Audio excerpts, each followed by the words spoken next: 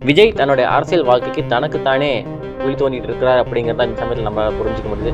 இதற்கு காரணம் எல்லாரும் சொல்ற மாதிரி இந்த 41 உயிர் போனது மட்டுமே காரணம் கிடையாது.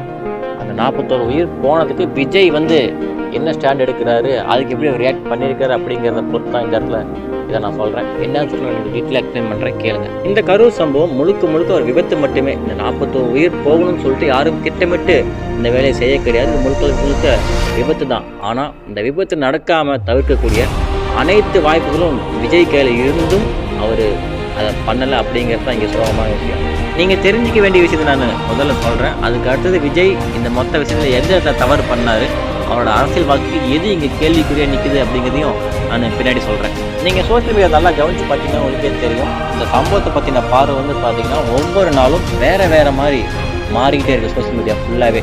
இந்த சம்பவம் நடந்து அடுத்த நாள் ஃபுல்லாகவே ஆளும் கட்சி சதி பண்ணிட்டாங்க, செந்தில் பாலாஜி கலவரத்தை தூண்டிட்டாரு, போலீஸ் சரியான சப்போர்ட் கொடுக்கல அப்படி இப்படின்னு சொல்லிட்டு அது ஒரு மாதிரி ஆளும் கட்சிக்கு எதிராகவே போனது. ரெண்டாவது நாள் விஜயோட ரசிகர்கள், அவரோட தொண்டர்கள், ஏன் இறந்தவங்களோட உறவினர்கள் கூட நிறைய வீடியோ வெளியிட்டிருக்காங்க. அண்ணன் மேலே எந்த தப்புமே கிடையாது, நாங்கள் இப்படி அண்ணன் தான் சப்போர்ட் பண்ணுறோம்.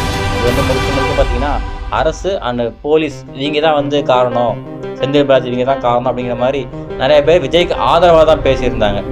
அடுத்ததாக ஆதாரங்கள் பல விஷயம் ஒன்று வெளியே வருது. ஏன்னா பார்த்தீங்கன்னா கரண்ட் எதனால் கட் ஆச்சு, எதனால் லைட் ஆஃப் ஆச்சு அப்படிங்கிறதாகட்டும், அங்கே போலீஸ் இருந்தாங்களா, போலீஸ் என்னென்ன வேலையெல்லாம் செஞ்சுருக்காங்க அப்படிங்கிறதாகட்டும், விஜய் எப்போ வந்தார், என்ன பேசினார், எதனால் அங்கே காலதாமதம் ஆச்சு அப்படிங்கிறது, ஏன் அந்த இடத்த கொடுக்காம இந்த இடத்த கொடுத்தாங்க அப்படிங்கிறது சொல்லிட்டு பல உண்மை ஆதாரங்கள் வெளியே வந்துச்சு. இதன் மூலமாகவே கொஞ்சம் விஜய்க்கு ஒரு அசாதாரணமான ஒரு சூழ்நிலை கிரியேட் ஆக ஆரம்பிச்சுது.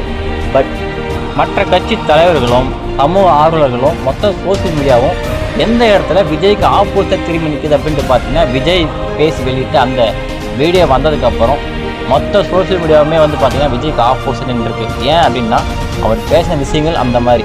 விஜய் கரூர்லேருந்து சென்னைக்கு போன உடனே வீடியோ வெளியிட கிடையாது. அவர் போயிட்டு 2 நாள் என்ன நடந்துச்சு, என்ன நடக்குது, எவ்வளோ உயிர் போயிருக்கு, என்ன காரணமாகன்னு சொல்லிட்டு பல விஷயங்களை பார்த்துட்டு இந்த வீடியோ போகிற மாதிரி பல தடவை யோசிச்சிருப்பார். என்ன பேசணும் யோசிச்சு தான் அந்த வீடியோ போட்டிருப்பார்.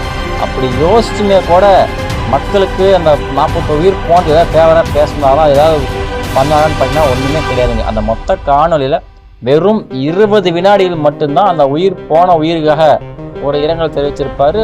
மற்ற குணமளிச்சியாக வெளியே வரணும்னு சொல்லிட்டு நான் பிரார்த்திக்கன்னு சொல்லிட்டு பேசியிருப்பாரு.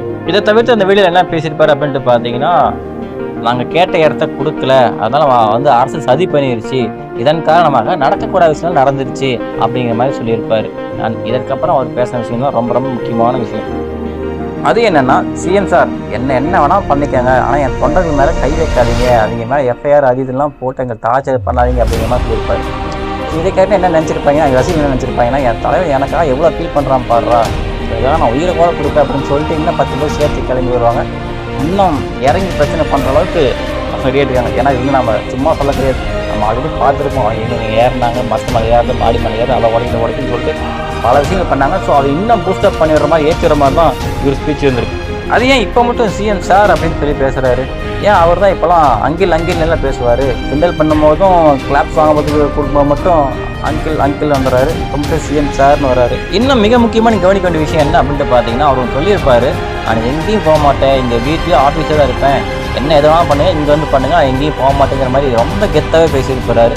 இது எங்கே சொல்லியிருக்கணும்னா, கரூர்லேயே இருந்துட்டு அத்தனை உயிர் தனக்காக போச்சு, தன்னை பார்க்க அத்தனை உயிர் போச்சு அப்படிங்கும்போது அங்கே நின்று பேசியிருந்தாருன்னா இந்த கட்சியை ரொம்பவே பாராட்டிருக்கலாம். ஆனால் இங்கே உட்காந்துட்டு சென்னையில் உட்காந்துக்கிட்டு நான் இங்கே தான் இருப்பேன், இங்கே வாங்க அப்படின்னு சொல்கிறதெல்லாம் தொண்டர்கள் இன்னும் எப்படி அவரை நம்புறாங்க, இன்னும் அப்படியே அவரை ஏற்றுக்கிறாங்க அப்படிங்கிறதெல்லாம் சத்தியமாக அவங்க புரியவே இல்லைங்க.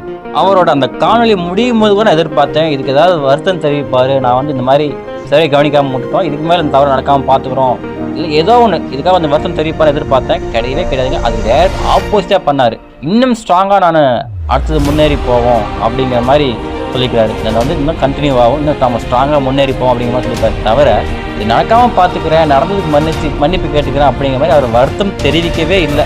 இந்த சூழ்நிலையை தனக்கு சாதகமாக பயன்படுத்திக்கிட்டாரு அப்படிங்கிறத மாற்று கருத்து இல்லவே இல்லை. உங்களுக்கு ஏதாவது மாற்று கருத்துன்னா கமெண்ட் செக்ஷனில் சொல்லுங்கள்.